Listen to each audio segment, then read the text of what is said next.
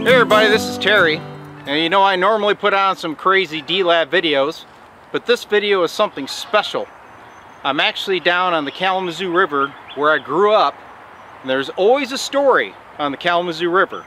Today, I'm going to tell you one of the most famous ones, and I happen to have a special guest star with me, our brother Tom. We're going to talk about the pump house and what happened when we were kids. So here we go. First I'm going to show you the area and we'll tell you what happened. You're going to love it. All right, so we moved in what, like 1975 or so, up on the South Shore Drive. And in this area that we're in right now, we discovered a pump house that the Riverside Golf Course used to use to water their grounds. All right, so we played around a lot down here when we were kids. So Tom and I have actually found the exact location where the pump house was sitting. He has some evidence behind him. Remaining cinder blocks of the pump house. Yep, and there's some behind you too. I can see a bunch of rubble.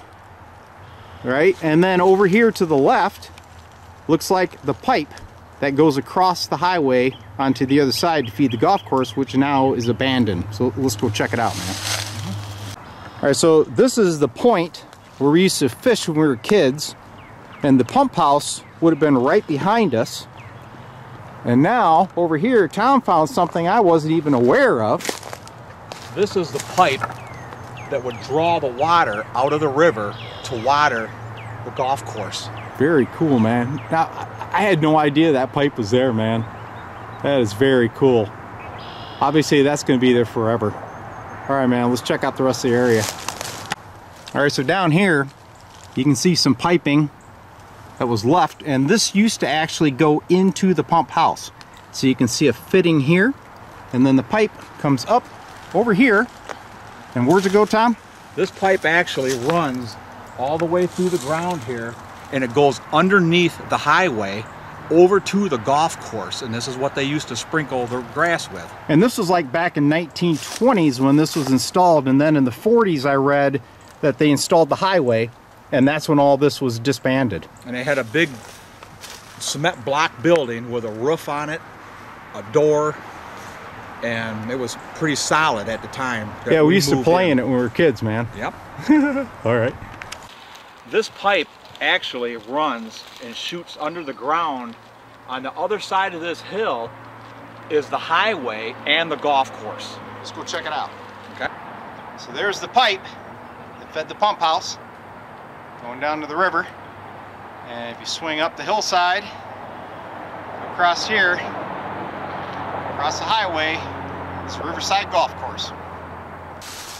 All right, so I've set the scene. Like I say, we grew up here, used to play on the river every day. But in the fall of 1977, we had a strange event happen. And I've shared this story over the years with people, but I didn't want to put it on YouTube until I could get somebody to actually verify what I was saying is correct. And it's actually the person that did the deed that I'm going to talk about, all right? Happens to be Tom. It wasn't me, okay? So back around 1977, we had a visitor that was living in the pump house, all right? And this visitor was kind of a scary guy. We believe maybe a homeless guy. Yes. And at that time, my mom used to walk through the woods here, and she ran into this guy a couple times, and it was concerning to her. So she asked Tom at the time, what went on?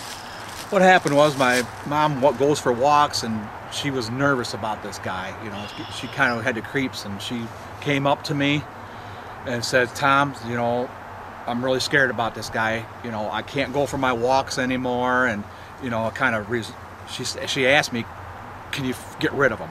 And there was also some window peeking going on, right? And yes. Yep. She told us a story that she was in the kitchen doing dishes, and she looked out, and here's his face looking in the window.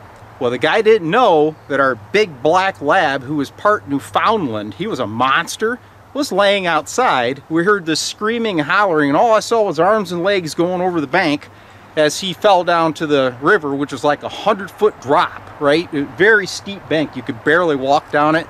We saw the guy swim across the water, And we thought that was the end of it, but no.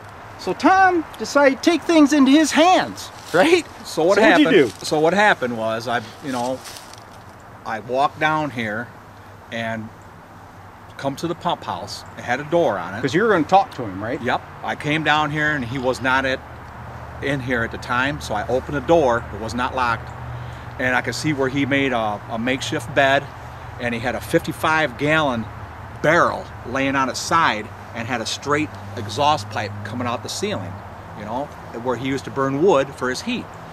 So I was going, man, my mom wants him out of here. Okay, I love my mom. He's got to go. So I was at my age. I must have been 16, 17 at that time. I wasn't thinking like an adult. I went back to the house.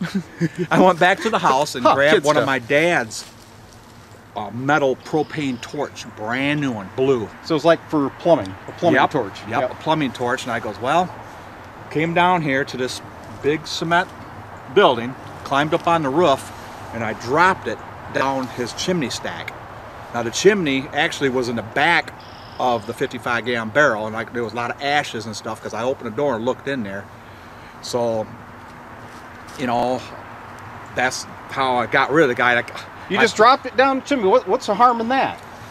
Yeah, I mean, I figured I'd just give him a little bang, bang. But what happened was, Terry and I came down here a couple days later, right? A couple days later, and the back of the building was actually collapsed onto from the leaves. Small bang. Yeah. While the back of the building was laying up in this brush that you see, like where the back of his wood burner was. And I said, uh-oh. So I mean, I kind of started getting scared, and Terry and I went. You thought maybe you killed him, but that's not the case. So Terry and I tried to open a door, and it was jammed. And I'm going, what's. So I put a little pressure in it, and when the door swung open, he had a wooden sign about this big. It swung down. And he had piled rocks on top of this sign, and it was laying flat. So when you open the door, the rocks would fall on your head, and the sign would swing down on a rope that says, "Paybacks are hell." And it was in red paint letters. And I mean, he was gone. He packed his stuff and moved out. Yeah. So, problem eliminated, but, it could have been bad for us too. Yeah, but the good thing is we didn't kill him, but we evicted him from the pump house. And now that I'm an adult, I look back on that and said, it could have blew him to pieces. Now I got a dead body, and, but at that age, we don't think that way. No. Yep. I was thinking about teenage mama. Kids. Yep. Trying to protect mom. So you know what? It's actually her fault. Because she put us up to it. Well, put him up to it. I came in kind of after the scene, but I was aware of what was going on. But I had no idea that he actually put that propane tank down the chimney. Can you imagine how loud that must have been? Yeah, I was trying to think, with him putting that sign up there and those rocks, he must have been on the river edge, doing his laundry or something, and had the burner going. All of a sudden, kaboom, wham!